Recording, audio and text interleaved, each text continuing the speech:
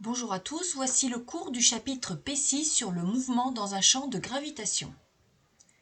Alors nous allons commencer tout de suite par revoir des choses que vous avez vues en première, notamment sur la force de gravitation universelle.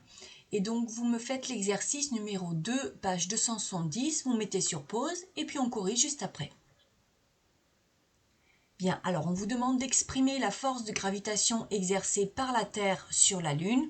Donc ça, vous l'avez vu et en première et également en seconde. Elle s'exprime sous cette forme vectorielle qui vaut ceci. Alors attention, UN ici représente le vecteur unitaire positionné sur la Lune et dirigé vers le centre de la Terre. Donc ça correspond au vecteur unitaire normal dans le repère de Fresnel. Dans la deuxième question, on vous demande de représenter cette force en utilisant une échelle. Donc pour ça, il va falloir la calculer. Donc calculons l'expression de la valeur de cette force. Donc on va pouvoir écrire cette expression sans les vecteurs. Au niveau des unités, il faut juste faire attention ici à la distance à convertir en mètres. Et donc, sinon, on peut faire le calcul. Donc, ça devient cette expression-là. Attention, là encore, je vous ai grisé toutes les unités. Normalement, elles ne s'écrivent pas dans un calcul. Là, c'est juste pour vous montrer que, vous voyez ici, kilogramme moins 2 fois kilogramme, ça va se simplifier. Et mètre carré divisé par mètre carré, ça va se simplifier. Il ne va bien nous rester que des newtons. Et donc, on obtient 1,99 10 puissance 20 newtons avec deux chiffres significatifs. Donc, pour pouvoir représenter cette force à l'échelle, eh bien, puisque l'échelle nous indique ceci, eh bien, avec la valeur qui est proche de 2 10 puissance 20, c'est pour ça que j'écris ici 2 10 puissance 20 newtons, c'est donc 4 cm. Donc, ça veut dire qu'il va falloir représenter un segment fléché, donc de 4 cm de long à partir du centre de la Lune et dirigé vers le centre de la Terre, et on obtient ceci. Bien, alors nous commençons le cours sur le mouvement des satellites et des planètes. Décrire le mouvement des planètes et des satellites par application de la seconde loi de Newton dans la base de Fresnel. Alors voici la situation.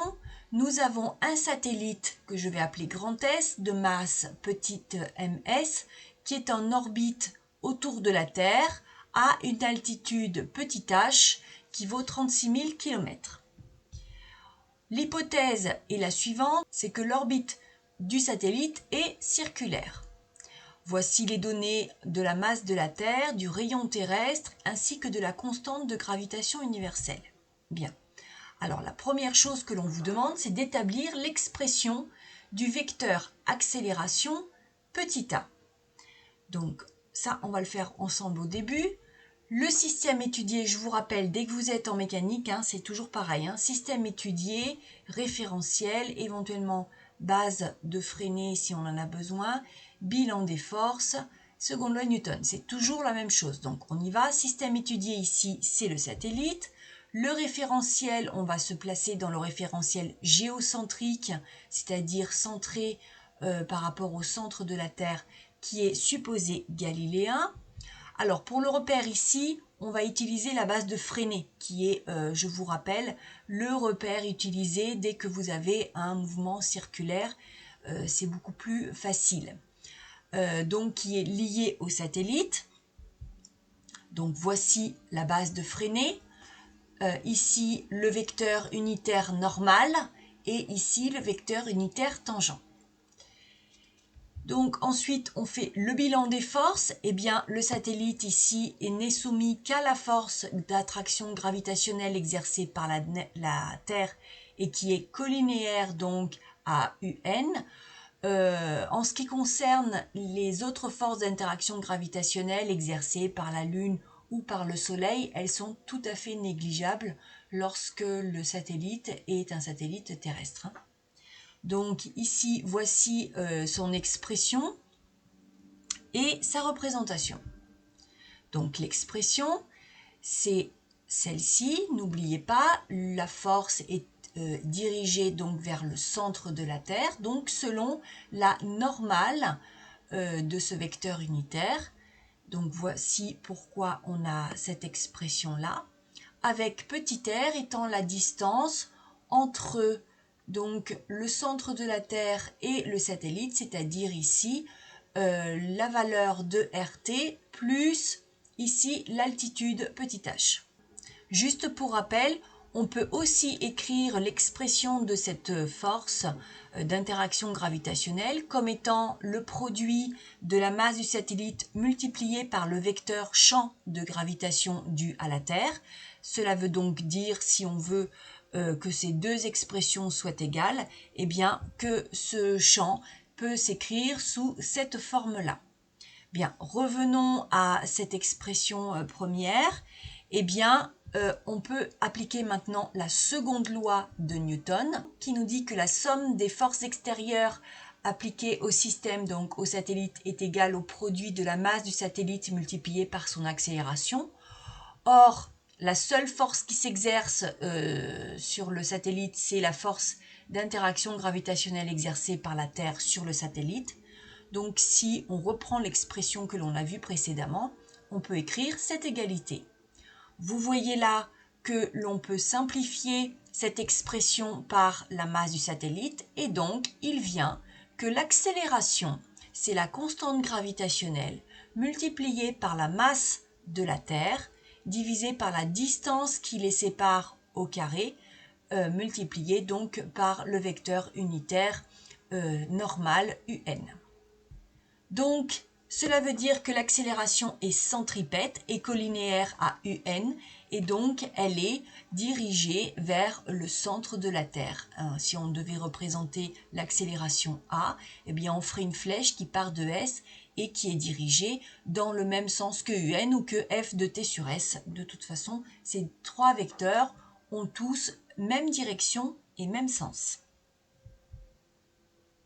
Alors, dans une seconde question, on vous demande de montrer que le mouvement est circulaire uniforme. Donc là, on revient sur l'écriture que nous avions vue au chapitre P4 sur l'accélération lorsque nous sommes dans le repère de Freinet. Par définition, c'était l'accélération tangentielle qui vaut la dérivée de la vitesse sur le temps, plus l'accélération normale qui vaut v carré sur r. Ici, attention, v ne représente pas un vecteur, mais la valeur de la vitesse. Donc, si on garde cette expression et que l'on reprend ce que nous avons écrit précédemment, eh bien, on s'aperçoit alors que le terme de l'accélération tangentielle, ici, eh bien, est nul.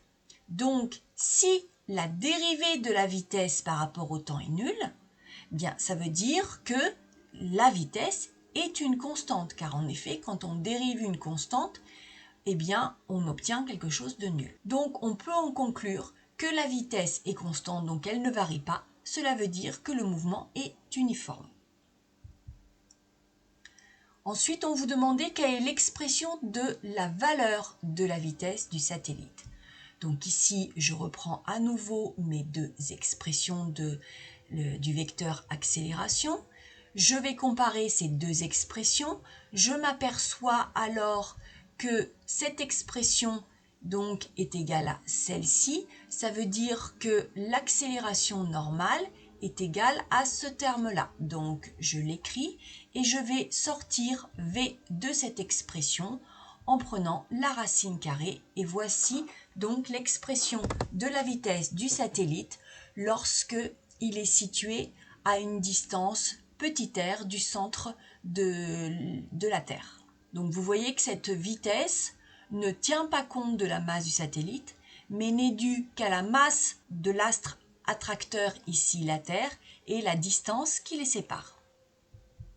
Quelle est alors la période de révolution grand T du satellite? C'est-à-dire, c'est le temps que met le satellite pour faire un tour complet de la Terre. Donc, ça veut dire que la distance parcourue, c'est un tour. Or, un tour, c'est égal à 2πr. C'est le périmètre d'un cercle. Donc, on peut en déduire que le temps, qui est la distance parcourue sur la vitesse, c'est donc un tour complet parcouru, donc 2πr, divisé par la vitesse, c'est l'expression que nous avons écrite ici, donc on peut écrire comme ceci. Alors, une fraction de fraction, ça ne se laisse pas sous cette forme-là, donc si on revient à une seule fraction, voici l'expression que l'on va obtenir. C'est pas très compliqué, hein. Si vous avez du mal, éventuellement vous mettez t au carré, vous faites en sorte de n'avoir plus qu'une seule fraction, puis vous reprenez la racine carrée, vous verrez, c'est assez simple. Alors, on peut faire des applications numériques après avoir calculé les valeurs de a, v et de t, donc l'accélération, la vitesse et la période en utilisant les expressions que nous avons écrites tout à l'heure. Et voici les valeurs obtenues avec les données. Eh bien, nous obtenons donc une accélération de 0,22 mètres par seconde carré, une vitesse de 3,1 km par seconde et un temps complet pour faire un tour, donc une période de révolution de 24 heures. Alors, vous remarquez que la période de révolution de 24 heures, c'est justement la période de rotation de la Terre. C'est pour cela que ce satellite, qui a donc une période égale à celle de la rotation de la Terre, est toujours situé au-dessus d'un même point de la Terre. On dit qu'il est géostationnaire. C'est-à-dire que si on devait décrire le mouvement du satellite dans le référentiel terrestre, puisqu'il est toujours situé sur le même point par rapport à la Terre, à la surface de la Terre, eh bien, on dit alors que le satellite a un mouvement nul dans le référentiel terrestre. Dans le référentiel géocentrique, il a bien sûr un mouvement circulaire. Bien, vous faites l'exercice qui reprend vraiment tout ce que nous avons vu. Essayez de le faire sans regarder ce que vous venez de faire à l'instant, parce que ça reprend exactement la même démarche. Et vous mettez sur pause et on corrige juste après. Ici, on a un télescope qui est donc un satellite, le télescope Hubble, qui est placé sur une orbite quasi circulaire à une altitude de 600 km par rapport à la surface de la Terre.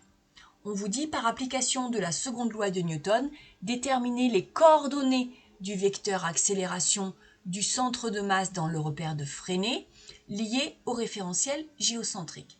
Donc ici, rappelez-vous, on commence toujours par système étudié, référentiel, base de Freinet éventuellement, puis bilan des forces et enfin seconde loi de Newton.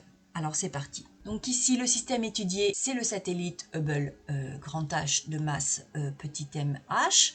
Ensuite, le référentiel, on vous le dit ici, c'est le référentiel géocentrique qui sera supposé galiléen. Puis le repère, on prendra le repère de Freinet, hein, on vous le dit ici, mais de toute façon, dès que vous travaillez sur un cercle, c'est mieux de prendre le repère de Freinet. Donc attention, qui est lié au satellite, ce repère, donc cette base, avec les vecteurs unitaires UT et UN. Puis le bilan des forces, eh bien le satellite n'est soumis qu'à la seule force gravitationnelle exercée par la Terre, qui se trouve être collinéaire au vecteur unitaire normal de la base de Freinet, grâce à cette expression ici. On peut considérer que toutes les autres forces gravitationnelles exercées par le Soleil, par exemple, ou la Lune même, sont tout à fait négligeables par rapport à celles exercées par la Terre. Ensuite, on applique la seconde loi de Newton que l'on écrit dans son intégralité, puis on l'applique à la situation. Donc ici, on a cette relation-là. On peut simplifier par la masse du satellite et donc on obtient une accélération qui vaut une constante ici multipliée par le vecteur unitaire normal. Donc ça veut dire que l'accélération est uniquement normale. Elle n'a donc pas de composant tangentiel. Donc voici les coordonnées de l'accélération dans la base de freinée avec sa coordonnée selon la normale et sa coordonnée tangentielle. Puisque le vecteur est collinéaire à un, ça veut dire que sa coordonnée tangentielle est nulle et donc voici ce que l'on obtient. Deuxième question, on vous demande de déterminer les coordonnées cette fois-ci du vecteur vitesse de Hubble dans le repère de freinée. Alors là, il faut faire appel à ce que nous avions vu au chapitre P4. Je reprends ici les coordonnées de l'accélération dans la base de freinée qui s'écrivent comme ceci. Ça, il faut faire appel à vos connaissances donc de ce que nous avions étudié au chapitre P4. Je vous y renvoie pour tout ce qui concerne les mouvements circulaires. Puis, nous avions écrit précédemment ceci, donc il suffit ensuite de faire la correspondance. Donc, ça veut dire qu'ici, la coordonnée selon la normale qui est égale à v carré sur r est égale à ce terme-là. Donc, voici ce que l'on écrit. Du coup, on peut en déduire la vitesse. Et vous le savez, le vecteur vitesse dans un mouvement circulaire est toujours tangent à sa trajectoire. Donc ça veut dire que la vitesse a une coordonnée uniquement selon le vecteur unitaire tangentiel ut.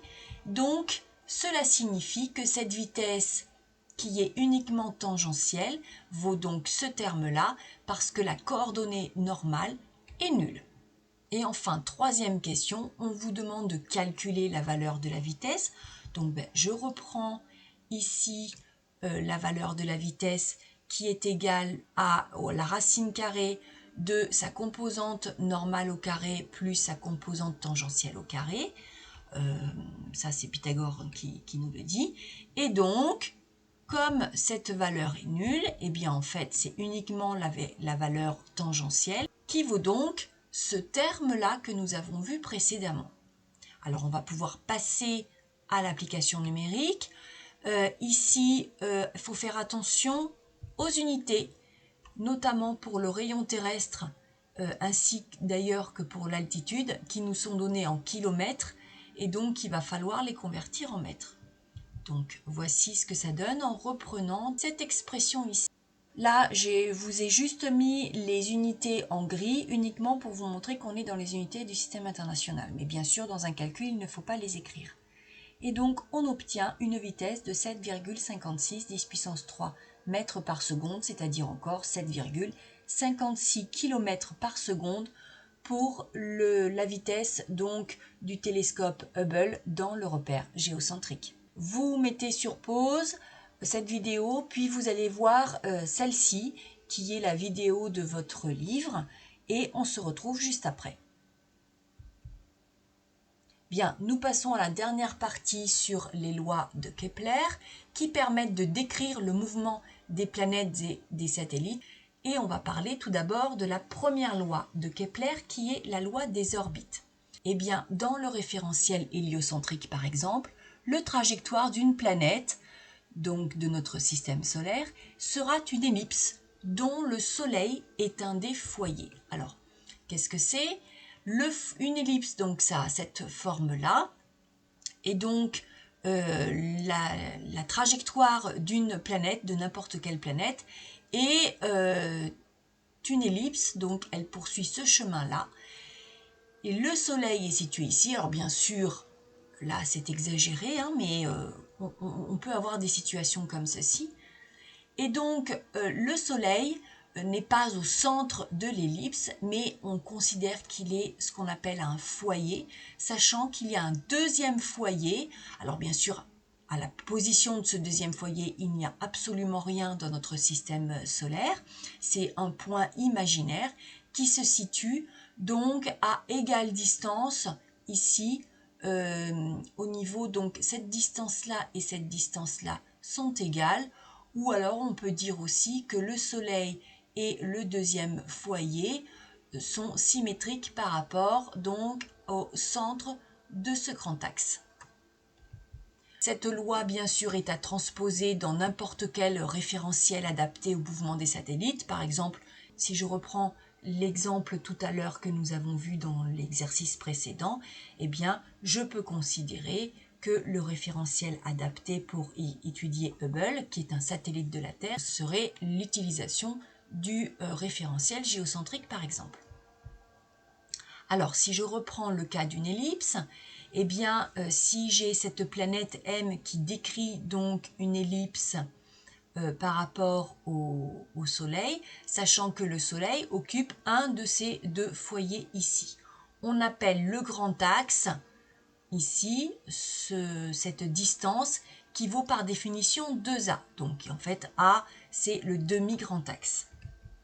Eh bien, une ellipse est définie par l'ensemble des points tels que la distance entre le premier foyer et donc le point M plus le deuxième foyer et le point M, eh bien, reste constant pendant tout le temps que le point M se déplace et vaudra toujours 2A, c'est-à-dire ici le grand axe de l'ellipse. Je vous ai dit F1 et F2 sont ce qu'on appelle les foyers de l'ellipse et petit a est le demi-grand axe. Alors dans le cas d'un cercle, en fait, tout simplement, ces deux points sont confondus, c'est-à-dire qu'il n'y a plus on ne parle plus de foyer, on parle de centre du cercle. Et dans ce cas, F1 est confondu avec F2 est confondu avec O. Et petit a, ce qu'on appelle le demi-grand axe, eh bien, est égal au rayon du cercle. Donc en fait, le cercle est un cas particulier d'une ellipse. Alors ici, on a cette animation et en effet, on observe donc un point qui se déplace donc sur cette courbe et dans n'importe quelle position, eh bien, donc ici vous reconnaissez les deux foyers de l'ellipse, eh bien dans n'importe quelle position, si on fait la somme du trait bleu et du trait rouge, on obtient toujours une constante qui vaut ici 10 et qui est égale à la longueur de ce grand axe. Alors passons à présent à la deuxième loi de Kepler qui est la loi des airs. Eh bien, elle nous dit que le mouvement de chaque planète est tel que, pendant des durées égales, les aires balayées par les segments Soleil-planète sont égales. Alors ça encore, ce sera à transposer à n'importe quel satellite autour d'une planète par exemple. Ici, vous visualisez ces deux aires-là, eh bien, le temps mis pour la planète pour aller de ce point à ce point est le même que pour aller de ce point à ce point. Et ces deux aires qui sont représentées ici par une partie rosée, eh bien, sont parfaitement égales, à condition donc que le temps pour aller de ce point à celui-là soit le même que pour aller de celui-ci à celui-là. Alors, une conséquence, c'est que vous vous rendez compte ici que la distance D1 est beaucoup plus importante que la distance D2. Or, si la distance D1 est plus importante que D2, alors que les temps parcourus sont les mêmes, eh bien, on peut écrire cette expression-là. Or, cette expression, c'est l'expression de la vitesse. Ça veut dire que la vitesse en ce point est beaucoup plus importante que lorsqu'elle est en ce point. Donc ça veut dire quoi? Ça veut dire que la vitesse de la planète est beaucoup plus grande lorsqu'elle se rapproche du Soleil. Elle sera à son maximum ici. Et puis ensuite, cette vitesse va diminuer, diminuer, diminuer jusqu'à être minimale en ce point pour à nouveau réaugmenter. Attention, lorsqu'on a un mouvement circulaire, eh bien là, pour une même durée, les aires balayées, puisqu'elles sont égales d'après la seconde loi de Kepler, eh bien les distances parcourues, elles seront égales, ça veut dire que les vitesses sont égales. Donc là encore, ça veut dire que si le mouvement est circulaire, c'est forcément qu'il est uniforme. Ça, c'est une conséquence de la seconde loi de Kepler. Alors justement, regardons cette animation. Cette planète se déplace au cours du Soleil et puis je vais à un moment donné lui faire balayer sur un temps précis, par exemple ici. Et si je repointe sur exactement le même temps, eh bien toutes ces aires sont égales. Vous voyez que là, le point commence à accélérer, si sur le même temps, voici l'air balayé, là je suis au maximum, voici l'air balayé par exemple. Donc, toutes ces aires-là sont exactement identiques. Vous remarquez donc que la distance ici parcourue pour un temps donné est beaucoup plus importante que par exemple ici. Donc si la distance parcourue est plus grande pour un même temps, ça veut dire que la vitesse est plus importante. En effet, lorsque la planète circule autour de ce Soleil par exemple, eh bien sa vitesse sera minimale en ce point exactement, puis la vitesse va commencer à accélérer parce qu'elle se rapproche ici du Soleil.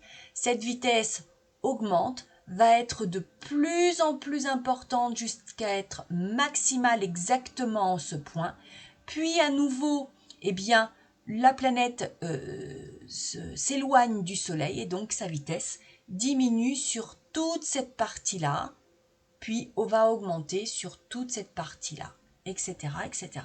Donc j'en viens maintenant à la troisième loi de Kepler qui est la loi sur les périodes. Eh bien pour toute planète autour du Soleil, le carré de la période de révolution grand T est proportionnel au cube du demi-grand axe petit a de l'orbite. Donc cela s'écrit que T carré sur A au cube est égal à une constante. Et ceci pour n'importe quelle planète qui sera en révolution autour d'un astre attracteur, ici le Soleil. Alors, si on l'applique au satellite, eh bien, nous avions écrit que la période du satellite autour de la Terre était celle-ci.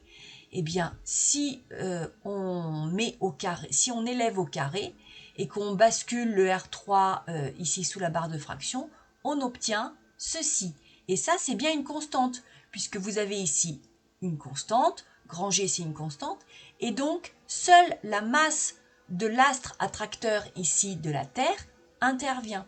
Donc pour n'importe quel satellite qui tournerait autour de la Terre, eh bien cette constante reste identique.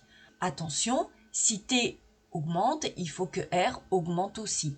Donc en fait, plus un satellite sera éloigné de la Terre, plus sa période de révolution sera importante. Alors, si on s'intéresse maintenant à une planète autour du Soleil, bien on va pouvoir écrire la même chose, sauf que attention, la masse qui interviendra ici sera la masse de l'astre attracteur, donc c'est-à-dire la masse du Soleil. Donc ici, la période de la planète, la distance entre le centre de la planète et le centre du Soleil, et la constante qui est liée uniquement à la masse de l'astre attracteur, ici le Soleil. Donc ça veut dire que la période de révolution ne dépend que de l'astre attracteur et plus le demi-grand axe de l'orbite est grand, plus la période est grande. Allez, vous me faites l'exercice numéro 8, page 271 et on corrige juste après. Mettez sur pause. Alors, on vous dit que Europe est un satellite de Jupiter. Jupiter, on va l'appeler sa masse M indice J. Son rayon orbital petit r est supposé circulaire et sa vitesse a une valeur constante qui vaut cette expression-là. On vous demande dans un premier temps d'établir l'expression de sa période de révolution grand T. On parle bien sûr de la révolution du satellite de Jupiter. Donc on y va. Le mouvement étant circulaire uniforme, vous savez que la vitesse c'est la distance parcourue par le temps. Or, pour faire un tour complet, eh bien la distance parcourue c'est 2πr et le temps est donc étant égal à la période de révolution. On va pouvoir exprimer grand T qui sera donc égal à 2πr sur v. Or la vitesse, on vous la donne ici. Il suffit de la transposer, de réorganiser tout cela et on trouve cette expression que l'on peut encore simplifier comme étant égale à celle-ci. En déduire la valeur du rapport T carré sur R au cube, eh bien on va mettre ce terme-là au carré. Cela devient cette expression-là. Et on peut faire passer maintenant le r au cube de l'autre côté. Voici l'expression obtenue. Et enfin, troisième question, on vous demande d'énoncer la troisième loi de Kepler dans le référentiel jupiterocentrique. Le carré de la période de révolution des satellites de Jupiter, donc ça correspond à ce terme-là, est proportionnel au cube du rayon de leur orbite supposée circulaire. Et le facteur de proportionnalité, eh bien, c'est ce terme-là, qui ne dépend donc que de la masse de l'astre attracteur, ici la masse de Jupiter. Allez, vous me faites ces deux exercices. En fait, l'exercice 11 suit l'exercice 10, donc c'est pour ça que je les ai mis ici. Vous mettez sur pause et puis on corrige juste après. Alors, on vous dit que le plus gros satellite de Jupiter, encore appelé satellite galiléen, ont été découverts donc par Galilée. On donne les périodes de révolution et les rayons des trajectoires de deux satellites qui ont une trajectoire considérée comme circulaire. Et on vous demande d'énoncer la troisième loi de Kepler dans le référentiel jupiterocentrique. Dans le référentiel jupiterocentrique, le carré de la période de révolution des satellites de Jupiter est proportionnel au cube du rayon R de leur orbite supposée circulaire, donc mathématiquement, cela s'exprime comme ceci. Et on vous demande de montrer que les données du tableau confirment que ces deux satellites sont bien en orbite autour de Jupiter. Alors, c'est très simple, ça c'est une question relativement courante. Vous ne pourrez obtenir ceci que si on parle de satellites qui tournent tous autour du même astre attracteur, puisque je vous rappelle que la constante ne dépend que de la masse de l'astre attracteur. Or, il n'y a pas deux planètes qui vont avoir la même masse. Donc, effectivement, cette constante, elle est vraiment unique dans chaque cas. Si vous n'avez pas le rapport qui est constant, ça veut dire que les deux satellites n'appartiennent pas donc à la même planète, tout simplement. Ici, vous avez compris que nous allons effectuer ce rapport pour le satellite Io et pour le satellite Ganymède. Si on trouve que ce rapport vaut la même valeur dans les deux cas, eh bien, c'est que effectivement ces deux satellites sont bien en orbite autour de la même planète, donc ici autour de Jupiter entre autres. Nous allons calculer dans la même unité ce rapport que je vais appeler grand K par exemple pour chaque satellite. Inutile ici de tout convertir en secondes et en mètres. Ce qui nous intéresse, c'est le rapport. Il suffit qu'il soit dans la même unité dans tous les cas. Donc, je ne vais pas m'embêter à faire des conversions. Je le fais pour Io.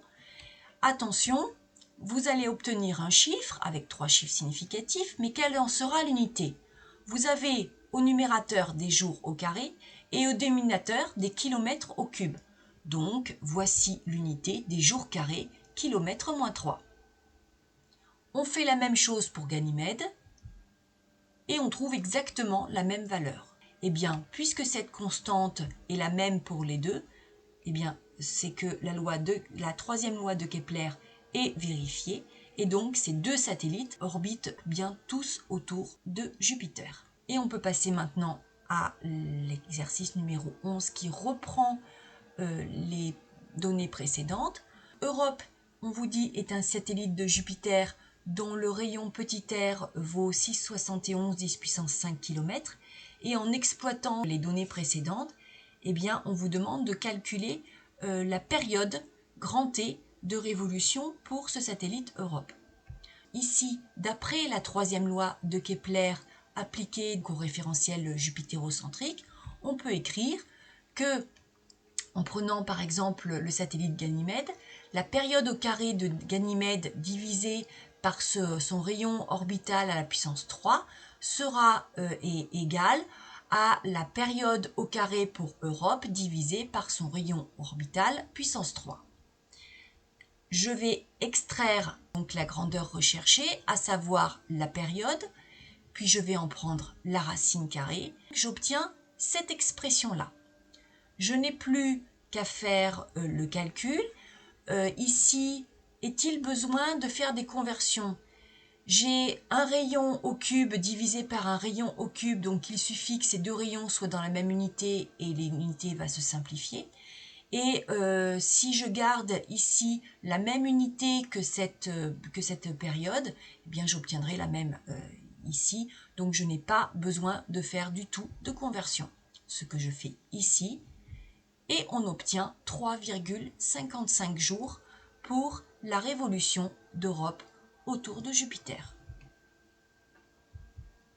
Voilà, c'est terminé pour ce cours. Il faut bien savoir faire la méthode énoncée dès le début, à savoir se placer toujours dans une base de Freinet, indiquer le système, le référentiel, le bilan des forces, seconde loi de Newton. Ça va nous permettre d'avoir l'accélération qui va nous donner ensuite la vitesse en utilisant donc toujours la base de Freinet.